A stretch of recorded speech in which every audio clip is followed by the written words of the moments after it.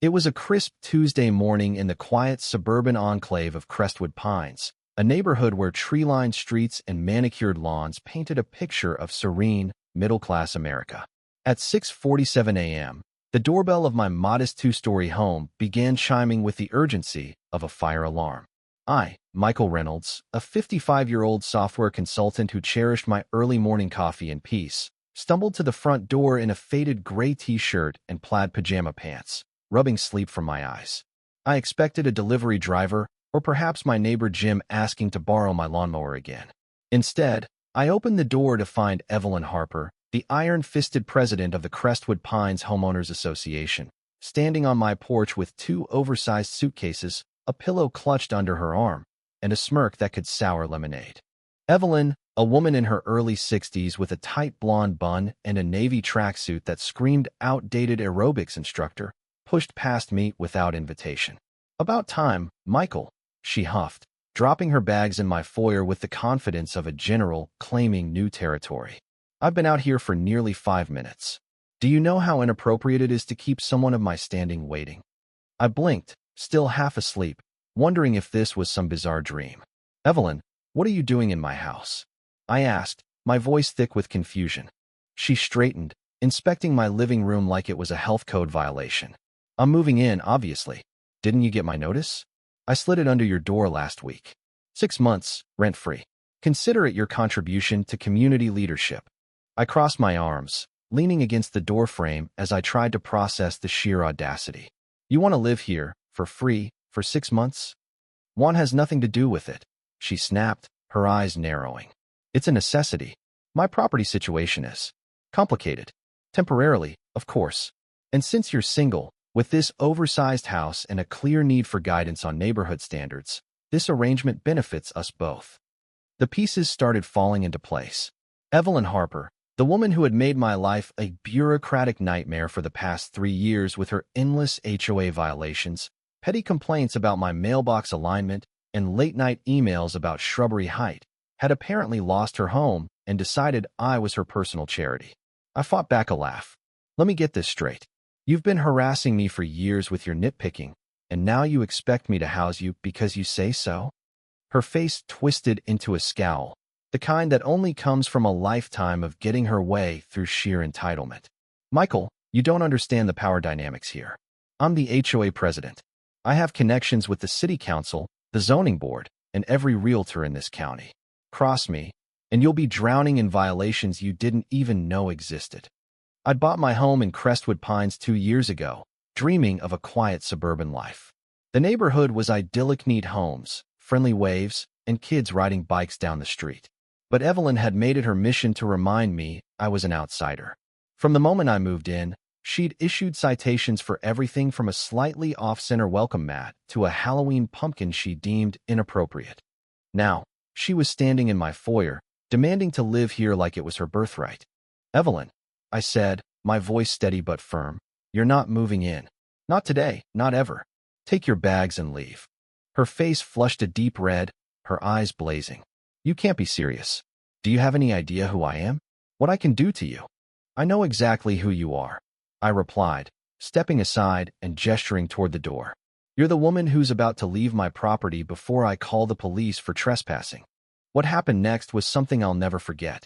Evelyn's face contorted into a mask of pure rage, and she let out a scream that could have shattered glass. "You cannot do this to me," she shrieked, clutching her pillow like a lifeline. "I am the president. I have rights." She began pacing my foyer, stomping her feet and waving her arms like a toddler in a meltdown. I watched, dumbfounded, as this 60-something woman threw the most epic tantrum I'd ever seen. "Evelyn, calm down," I said, trying to keep my voice level. "Don't you dare tell me to calm down." She spun around, pointing a trembling finger at me. "You people are all the same, no respect for authority, no understanding of hierarchy. I've dedicated my life to this community, and this is how I'm repaid." "You people?" I asked, my tone sharpening. I knew exactly what she meant, and the mask was slipping. She caught herself, stumbling over her words. "I mean, people who don't appreciate community leadership. People who think they can ignore the natural order of things. The natural order where you get to live in my house for free." I shot back, unable to hide my sarcasm. Yes, she shrieked, missing the irony entirely. You have more space than you need. You're single, no family, and frankly, you could learn a thing or two about proper home maintenance from someone with my experience. I leaned against the doorframe, fascinated by the train wreck unfolding before me. What exactly happened to your house, Evelyn? The one with the perfect lawn you're always bragging about. Her face paled, then reddened again. That's temporary. A minor setback. The bank doesn't understand the value I bring to this community. The bank. I pressed. What? You didn't pay your mortgage. It's complicated, she snapped. Some people don't appreciate that community leadership is a full-time job. They expect you to keep up with trivial things like mortgage payments when you're busy maintaining neighborhood standards. The truth hit me like a ton of bricks. Evelyn had been so obsessed with her HOA dictatorship that she'd let her own life fall apart. The irony was almost poetic. So, you lost your house because you were too busy writing violation notices to pay your bills. I didn't lose anything, she screamed. It's a temporary relocation while I sort out bureaucratic nonsense with people who don't understand my work. Right? I said, gesturing toward the door again. And you thought I'd house you during this temporary relocation because I owe you? Yes. Her voice was venomous. Do you think your property values would be what they are without my vigilance? I've sacrificed everything for this community. Her eyes narrowed to slits, and her voice dropped to a chilling whisper. You're going to regret this, Michael. You have no idea what you're dealing with. I know everyone in this town: inspectors, code enforcers, permit offices. Cross me, and I'll make your life a living hell. I couldn't help but laugh. Evelyn, you've been trying to make my life hell for 3 years. What more could you possibly do? You'll see, she hissed, grabbing her suitcases with fury. Nobody treats Evelyn Harper like this and gets away with it. As she dragged her bags toward the door, she turned back one last time. This isn't over, Michael. I'll be back, and you'll beg me to stay here. I'll have popcorn ready for that, I replied. She slammed the door so hard the windows rattled, and I watched through the blinds as she stood on my porch for a full 5 minutes, muttering to herself before dragging her luggage to the sidewalk. She pulled out her phone, likely plotting her next move. I made myself a coffee, assuming that was the end of it. I was wrong, dead wrong. The piece lasted exactly 18 hours. By Wednesday morning, I found a violation notice taped to my front door with industrial-strength packing tape. In Evelyn's unmistakable handwriting, it read, Homeowner Michael Reynolds has failed to maintain acceptable lawn edging standards as outlined in Section 47B of the Crestwood Pines Community Guidelines.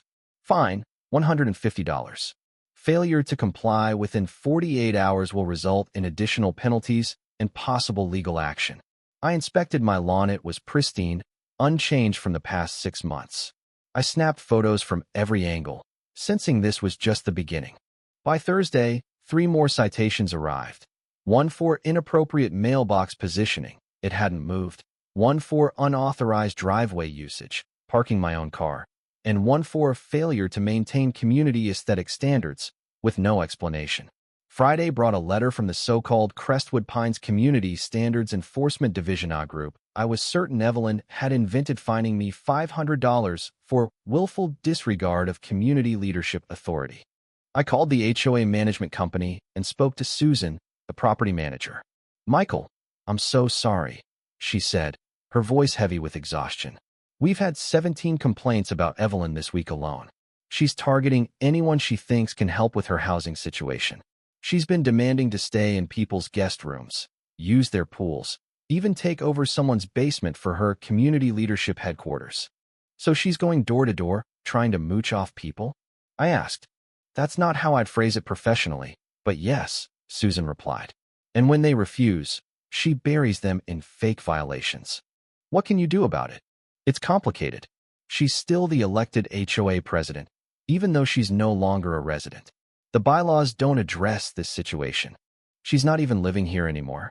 We believe she's staying in her car in the community center parking lot. The police have been called twice, but she moves before they arrive. The image of Evelyn living out of her car while clinging to her HOA throne was both pathetic and terrifying. So a homeless woman is still allowed to find residents and make our lives miserable? I'm working on it, Michael, Susan said. Document everything, and avoid being alone with her if she approaches again. Her behavior's becoming erratic. Erratic how? She showed up at the Wilsons' house at 2 a.m. demanding to use their shower, claiming community leaders shouldn't have to be dirty. When they refused, she started screaming about racial conspiracies and gentrification until the police arrived. I hung up, a chill running down my spine. Evelyn wasn't just entitled, she was unhinged, and I was her primary target. The realization that Evelyn Harper was not just a nuisance, but a potential threat settled over me like a dark cloud. I spent the weekend fortifying my home, installing a top-of-the-line security system with cameras covering every angle of my property, motion sensors, and a doorbell camera that could probably identify a squirrel from 50 yards away. My neighbor, Tom Garcia, a retired electrician in his late 50s, helped me set it up. "Michael, this is some serious gear," he said, screwing a camera into place above my garage. "What's got you so paranoid?" I filled him in on Evelyn's unhinged demand to move into my house and the barrage of fake violation notices that followed. His face darkened with every detail. "Wait, she's the one leaving those crazy flyers around the neighborhood?" he asked, pulling out his phone to show me a photo. It was a handwritten note, taped to his mailbox, with the headline, "Neighborhood Alert. Resident Michael Reynolds poses threat to community values." Below it was a rambling screed accusing me of undermining Crestwood Pines standards by refusing reasonable housing assistance requests. It even hinted at possible criminal activity because I could afford a home here. "She's been plastering these on car windshields," Tom said. "My wife found one on our mailbox yesterday. She's trying to turn the whole neighborhood against you." I stared at the flyer, my blood pressure rising. "She's saying I'm a criminal because I wouldn't let her live here for free?" "It gets worse," Tom said, his voice grim. "She was at the community center yesterday, telling anyone who'd listened that you're probably running a drug operation out of your house. Said it's the only way someone like you could afford a place in Crestwood Pines." There it was, the racist undertone Evelyn had been dancing around was now a full-blown accusation. "Someone like me?" I asked, though I knew exactly what she meant. Tom shrugged, looking uncomfortable. "Most people think she's lost it, but a few think she might have a point about maintaining standards." My stomach sank. Evelyn wasn't just attacking me. She was tapping into the latent prejudices of anyone willing to listen, framing my refusal to house her as a racial and class issue. As we finished installing the cameras, I couldn't shake the feeling that this was only the beginning of her vendetta.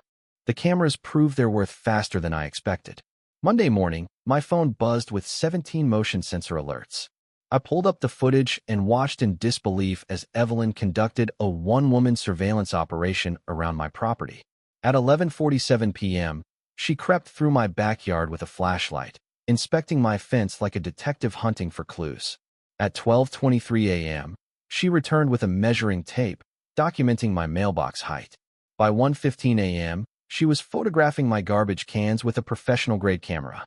The piece de resistance came at 2:30 a.m., when she pressed her face against my living room window, muttering to herself about probable cause and community safety. I called Susan at the HOA management company immediately. "Michael, this has gone too far," she said after I described the footage. "This isn't an HOA matter anymore. You need to call the police." "Will they do anything?" I asked. "She's not technically breaking any laws by walking around the neighborhood. Peering into your windows at 2:30 a.m. is trespassing, possibly stalking," Susan replied. "Plus, we've had 3 more complaints about her this weekend. She's completely unhinged." I spent the morning at the police station, filing a complaint with Officer Laura Martinez, a no-nonsense woman in her 40s who reviewed my security footage with growing concern. "This behavior is alarming, Mr. Reynolds," she said, pausing the video at the moment Evelyn's face was pressed against my window. "Have you had any direct contact with her since she tried to move in?" "Just the violation notices, about 15 of them," I said, handing her a stack of increasingly bizarre citations. She flipped through them, her frown deepening. "Violation of community racial harmony standards," she read aloud, raising an eyebrow. "What does that even mean?" "Your guess is as good as mine," I said. "That one showed up yesterday, along with failure to demonstrate proper respect for community leadership."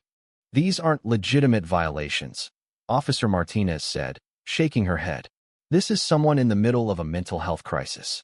I'm going to have a conversation with Mrs. Harper today. Based on this, We can make a case for a restraining order if she doesn't back off. That afternoon, Tom called me, his voice urgent. Michael, you need to see this. She set up some kind of command center in the community center parking lot. I drove over and couldn't believe my eyes. Evelyn had parked her sedan in the lot and mounted a massive whiteboard on the side of her car. It was covered in a conspiracy theorist's fever dream. Photos of my house, printouts of property records, and a diagram linking me to suspicious activities. She was presenting her findings to a small crowd of neighbors like she was lecturing at a university. As you can see, Evelyn said, pointing to a blurry photo of my backyard. The subject maintains an unusually well-maintained lawn, which suggests possible income from illegal sources. Mrs. Coleman, an elderly woman from 2 streets over, raised her hand.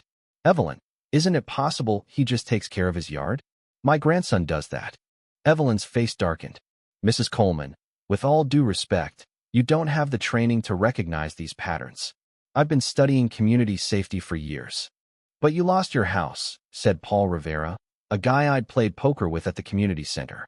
Maybe you should focus on your own life before investigating everyone else's. Evelyn's composure shattered. My personal situation is irrelevant, she screamed, her voice echoing across the lot. I'm protecting this neighborhood from criminal infiltration. She spun around and pointed at my car, parked across the street. And there he is, conducting surveillance on my investigation. Every head turned toward me. I felt like I'd stumbled into a suburban horror movie where the villain was a middle-aged woman with a whiteboard and a persecution complex. I rolled down my window. Evelyn, what are you doing? Building a case for community safety, she shouted. A case for your removal from Crestwood Pines. Officer Martinez arrived just then, her patrol car's lights flashing. Evelyn saw her and began packing up her whiteboard with military precision. Everyone, remember what you've seen here today, she announced. The truth will come out. As she drove off, Officer Martinez approached my car. Mr. Reynolds, we're going to need that restraining order sooner rather than later. She's escalating, and she's pulling others into her delusions. I watched Evelyn's car disappear, violation notices fluttering out her open window like confetti from a deranged parade. Officer, I have a bad feeling this is about to get worse. She nodded. When someone builds a shrine to their obsession in a public parking lot, it's usually a sign they're planning something bigger. That night, I double-checked my locks and ensured my security system was recording. Something told me Evelyn's next move would make her midnight prowling look tame. By Tuesday, Evelyn's campaign reached new heights of absurdity. I woke to find 23 violation notices duct-taped to my front door in an elaborate pattern, complete with hand-drawn arrows pointing to parts of my house and notes explaining why my windows were a threat to community standards. But the real chaos came at 2:15 p.m. when sirens filled the air.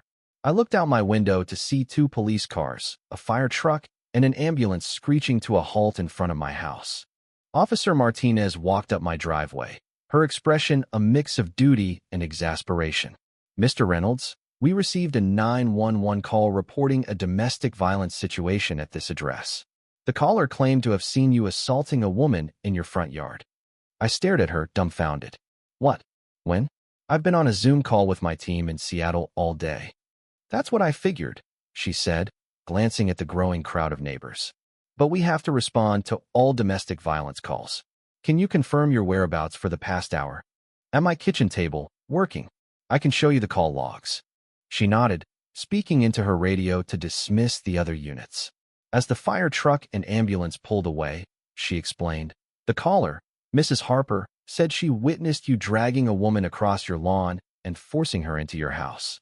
She gave specific details: clothing, timing, even quoted alleged conversations. Evelyn was released on bail the next morning, and by Thursday afternoon, she'd abandoned all pretense of subtlety. Her campaign escalated into full-blown psychological warfare, targeting not just me, but anyone who defended me during the 911 incident. It began with flyers, not the handwritten notes she'd been leaving on windshields, but professionally printed, full-color propaganda that looked like the work of someone having an expensive nervous breakdown. The headline screamed, "Crestwood Pines under siege, a community safety crisis." It featured a collage of photos of my house, several neighbors' homes, and stock images of urban decay. Tom found one taped to his mailbox and brought it over. "Michael, you need to see this," he said, his face a mix of concern and disbelief. "She's completely lost it." The flyer was a masterpiece of paranoia.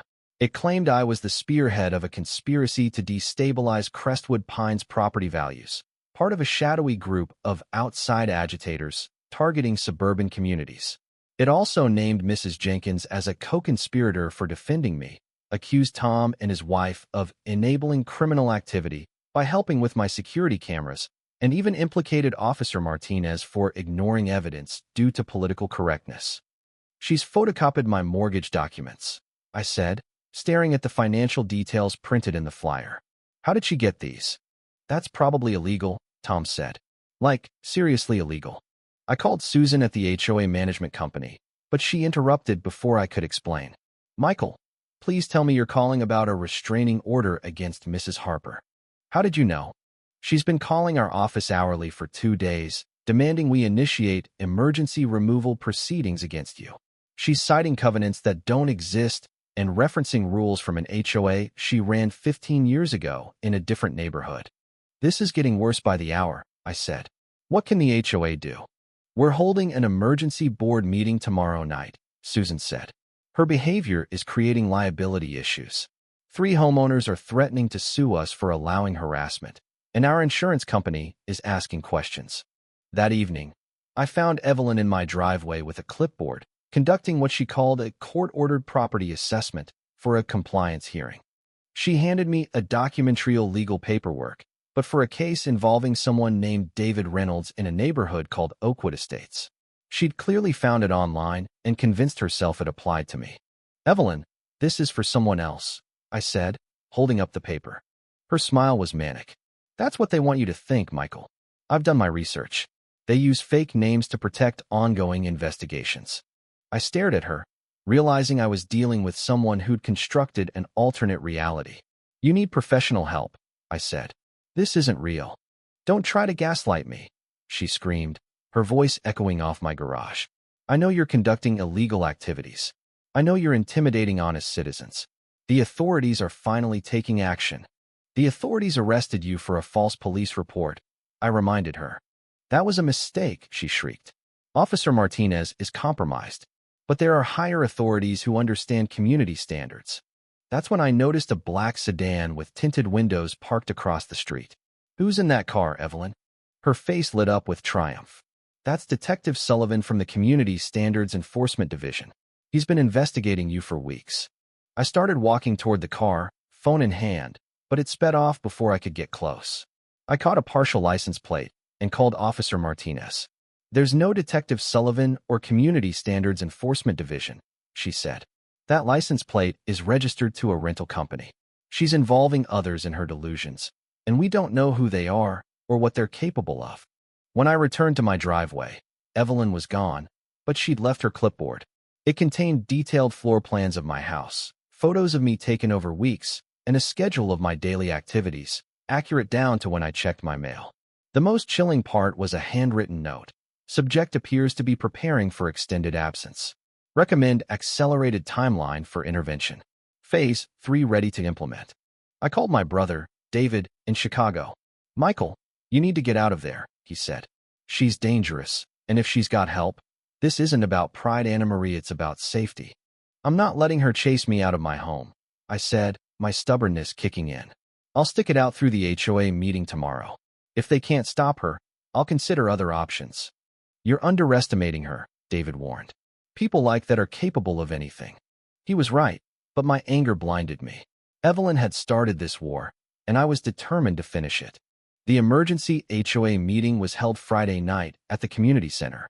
I arrived early to find Evelyn had transformed the space into a war room, with 3 whiteboards covered in photos, documents, and strings connecting points like a conspiracy theorist's dream.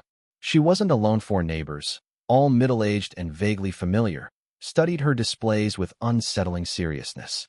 "Michael," Evelyn called, her voice dripping with fake cheer. "Perfect timing. We're reviewing the evidence for tonight's presentation." "This isn't a trial, Evelyn," I said, my stomach sinking. "This," she said, gesturing at her setup, is 3 weeks of investigation into the criminal conspiracy infiltrating our community. Tonight, the truth comes out. One of her supporters, George Larson from Elm Street, nodded solemnly.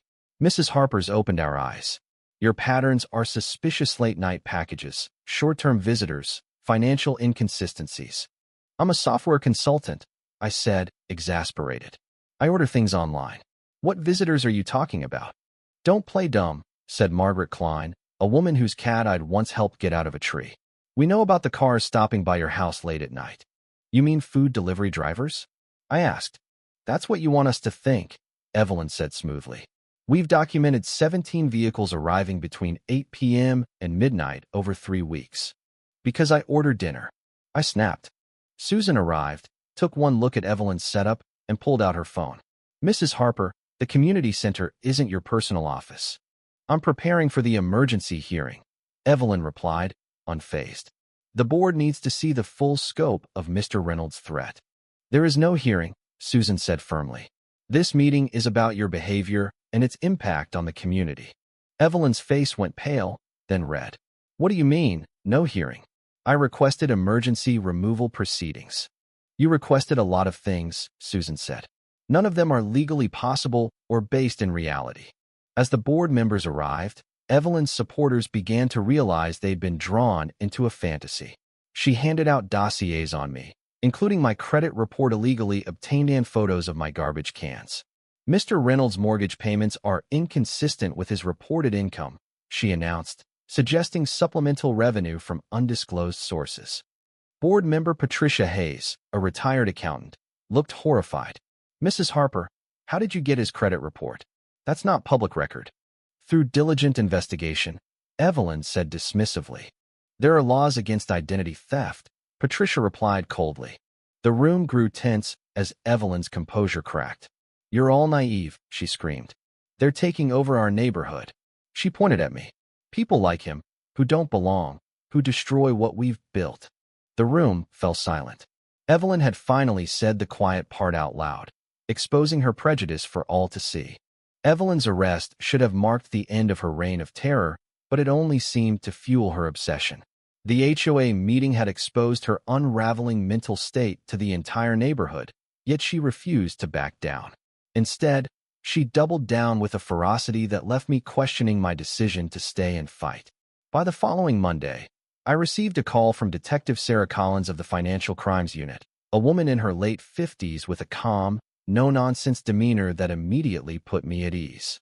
Mr. Reynolds, we need to discuss Mrs. Evelyn Harper and how she obtained your personal financial information, Detective Collins said. It's more serious than you might realize. More serious than fake 911 calls and midnight stalking. I asked, half joking. Much more, she replied.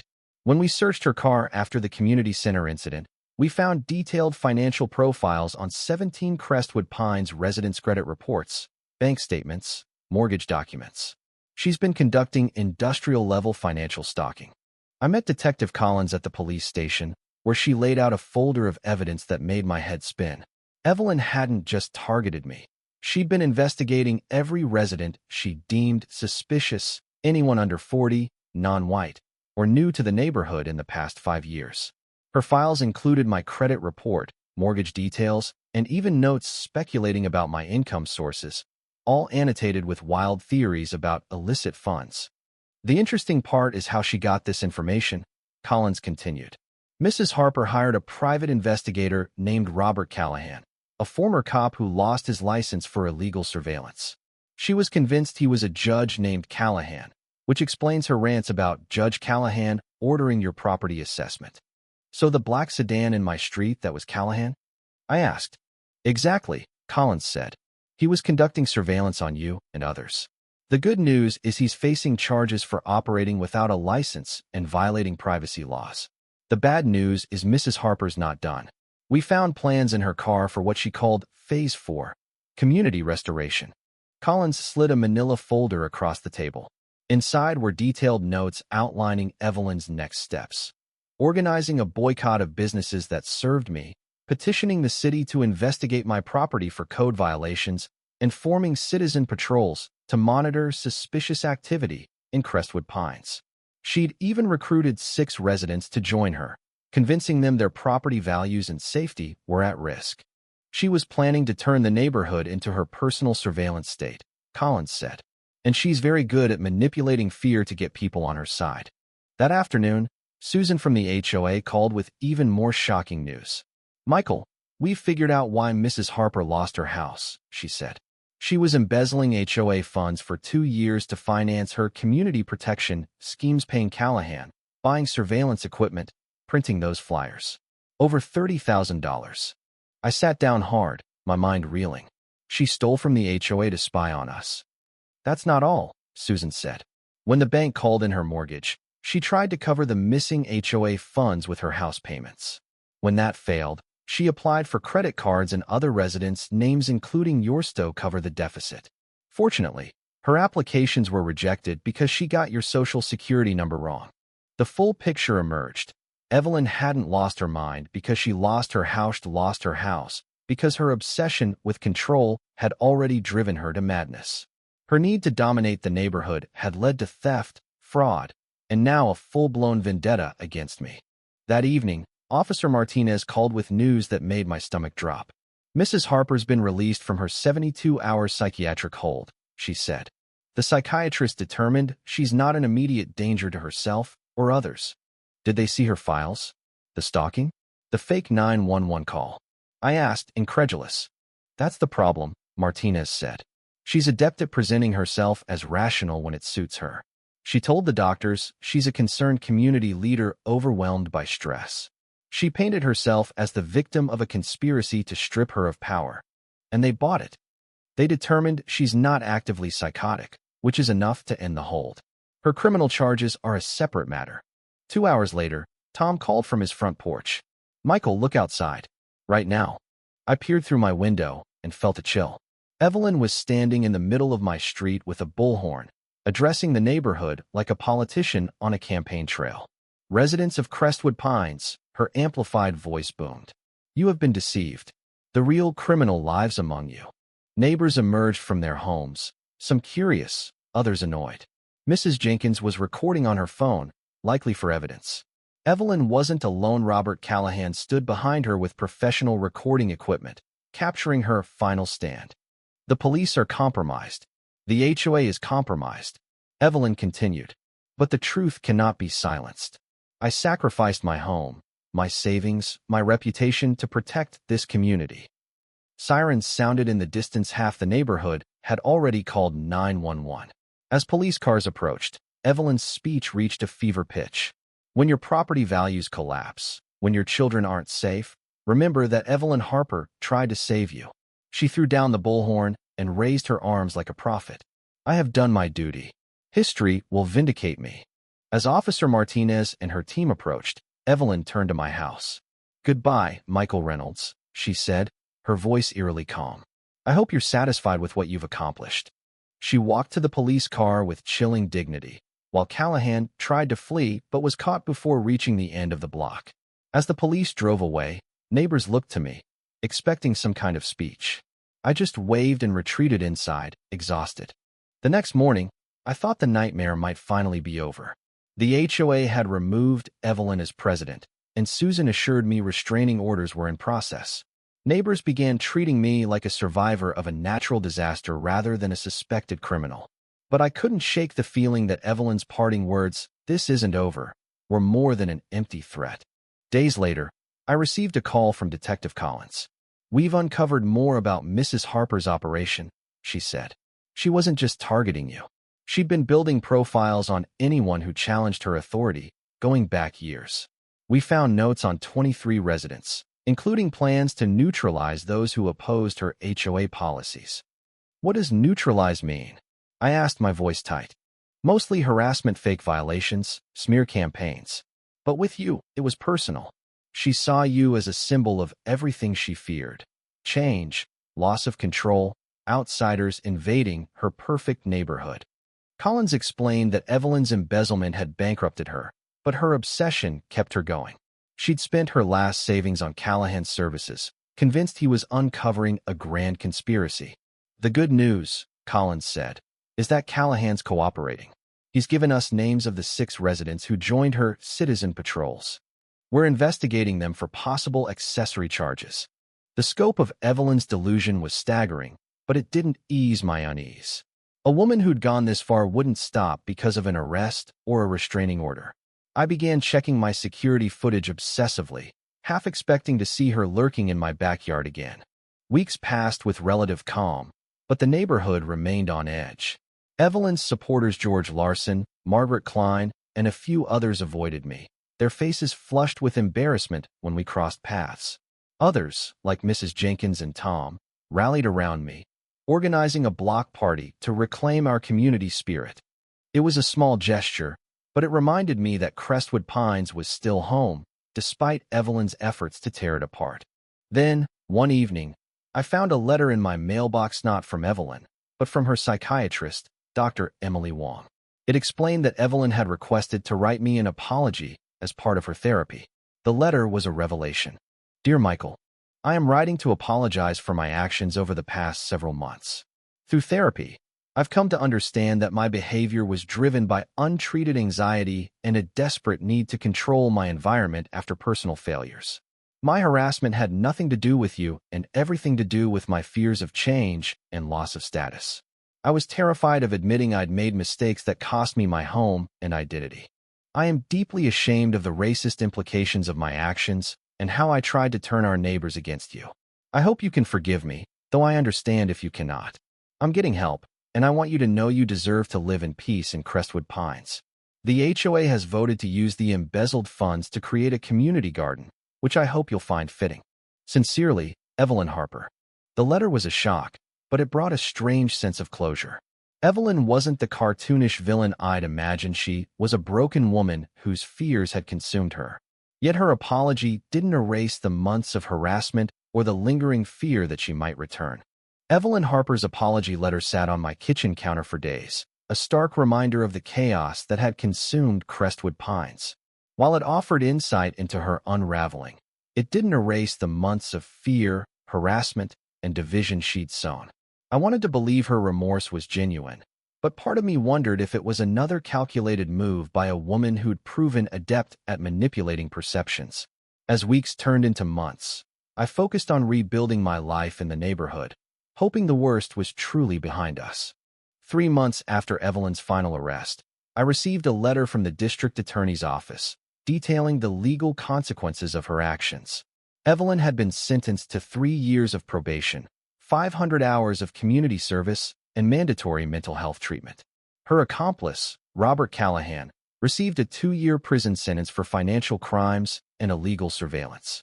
The most fitting twist was Evelyn's community service assignment, working with a local organization that helped formerly homeless individuals find stable housing.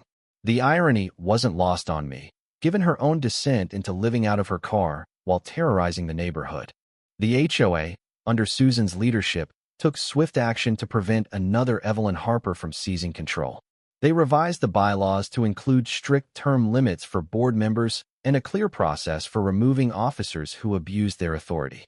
The embezzled $30,000 was redirected into a community garden in the neighborhood park, a project that brought residents together in a way Evelyn's tyranny never could. I volunteered to help plant the first beds, alongside Mrs. Jenkins, Tom Garcia, and even George Larson, who mumbled an awkward apology for believing Evelyn's lies. Crestwood Pines began to heal. Kids rode bikes down the street again, neighbors waved without hesitation, and HOA meetings focused on practical improvements like repaving the community center parking lot. The garden became a symbol of renewal, with colorful flower beds and vegetable patches tended by residents of all ages. Maria and Carlos Lopez, a young couple who bought Evelyn's foreclosed home, transformed its sterile lawn into a vibrant garden that rivaled the community project. Their 2 kids, Sophia and Diego, often played in my front yard, a reminder that life was moving forward. Yet, Evelyn's shadow lingered. I still checked my security cameras nightly, half expecting to see her lurking. Her supporters, though quieter now, avoided eye contact at neighborhood events, their embarrassment a silent acknowledgement of their role in her campaign. I couldn't help but wonder if they'd learned anything or if their biases were simply buried, waiting for another spark to ignite them. 6 months after her sentencing, I received another letter from Dr. Emily Wong, Evelyn's psychiatrist. She included an update on Evelyn's progress, with her permission, as part of her therapy. Evelyn had been diagnosed with severe anxiety disorder and paranoid personality traits, conditions that had gone untreated for years. Therapy and medication had stabilized her, and she was making strides in confronting the fears that drove her actions.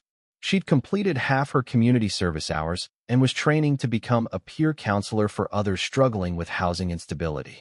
Dr. Wong noted that Evelyn often spoke of Crestwood Pines, not with anger, but with regret, wishing she could undo the harm she'd caused. The update was bittersweet. I was glad Evelyn was getting help, but it didn't erase the trauma of her harassment or the racial slurs she'd wielded. I shared the letter with Mrs. Jenkins over coffee one morning, seeking her perspective. "She's trying to make amends," Mrs. Jenkins said, stirring her mug thoughtfully. "But amends don't erase scars. You don't owe her forgiveness, Michael. You owe yourself peace." Her words stuck with me. I realized that holding on to anger was letting Evelyn keep a piece of my life. I didn't forgive her, not fully, but I decided to let go of the fear she'd instilled. I stopped checking my cameras obsessively and started enjoying my home again, hosting barbecues and joining the neighborhood book club. 1 year after the Bullhorn incident, Crestwood Pines held its first annual community garden festival. The park was alive with laughter, music, and the smell of grilled burgers. Maria and Carlos brought homemade salsa from their garden's tomatoes, and Tom Garcia manned the grill, joking about his legendary burger flipping skills. As I watched Sofia and Diego chase each other through the flower beds, I felt a sense of belonging I'd feared Evelyn had stolen forever. During the festival, Susan pulled me aside. "Michael, there's something you should know," she said. "Evelyn reached out to the HOA last week. She didn't ask to return. She knows she's banned from Crestwood Pines under her probation. But she donated $500 to the garden fund, anonymously, through her counselor. She said it was her way of giving back." I didn't know how to feel. Part of me wanted to reject the gesture, but another part saw it as a sign that Evelyn was trying to rebuild, not destroy. "Let's use it to plant more flowers," I said. "Something bright, to remind us of what we've overcome." The festival ended with a speech from Mrs. Jenkins, who'd become the new HOA president. "This garden isn't just about plants," she said, her voice carrying over the crowd. "It's about user strength, our unity, and our refusal to let fear divide us. We've been through a storm, but we're still standing, and we're stronger for it." As the crowd applauded, I looked around at my neighbors Tom, Maria, Carlos, and even George, who gave me a tentative nod. Crestwood Pines wasn't perfect, but it was home, and it was worth fighting for. Late that night, as I took out my trash, I thought about Evelyn. I wondered if she'd found peace in her new life, helping others avoid the path she'd taken. I hoped she had, not for her sake, but for the world's. The only person who didn't belong in Crestwood Pines was the one who'd appointed herself its gatekeeper. And she was gone, her legacy replaced by a garden that grew where her fear once stood. The story of Evelyn Harper and Crestwood Pines is one of conflict, redemption, and the power of community. It's a reminder that fear can twist even the most ordinary people into agents of chaos. But it also shows that resilience and unity can overcome the darkest storms. I'm grateful for neighbors like Mrs. Jenkins and Tom, who stood by me, and for the chance to reclaim my home. To those reading this story, I invite you to share your thoughts in the comments below. Have you ever faced harassment or injustice in your community? How did you respond? What do you think about Evelyn's actions and her attempt at redemption?